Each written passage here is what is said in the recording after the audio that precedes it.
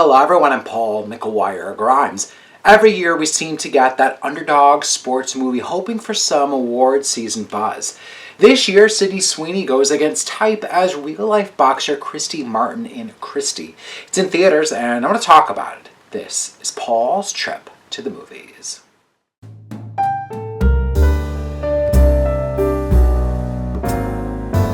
Christy Martin is a well-known female boxer in the sports world. Her entry into the sport started off by winning a strongman competition despite no real training. She was a star basketball player in high school who was quick to stand up for herself when she was bullied for being gay.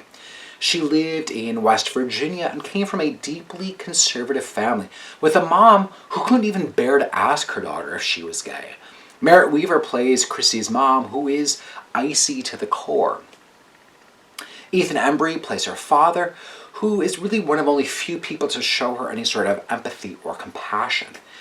Now, Christy's approach to take up boxing, and it's almost immediate that there's even more misogyny and homophobia coming at her at the hands of her new coach and trainer, whose name is Jim Martin, and he's played by Ben Foster.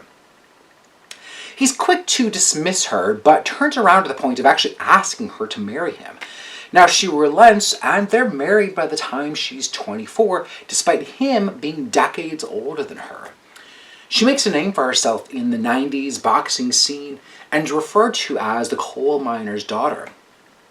Behind the scenes, though, she's in an abusive marriage with a husband who is taking advantage of her career and really leading her down a very dangerous path. If you've been following the career path of Sydney Sweeney, you'll notice that this is a remarkably, noticeably different type of role for her. It's not the kind of blonde, bombshell girlfriend or the bratty high school girl that we've seen from her in Euphoria or Anyone But You. Playing Christy Martin is a good career move to really showcase her versatility. And you can see Sweeney really kind of stretching herself, but only to an extent, as the material really only gives her so much to work with in any given scene. This is a very familiar story, and the trajectory is one that we've seen countless times before in the kind of underdog beats all odds and expectations due to her upbringing and background, and really makes a name for themselves.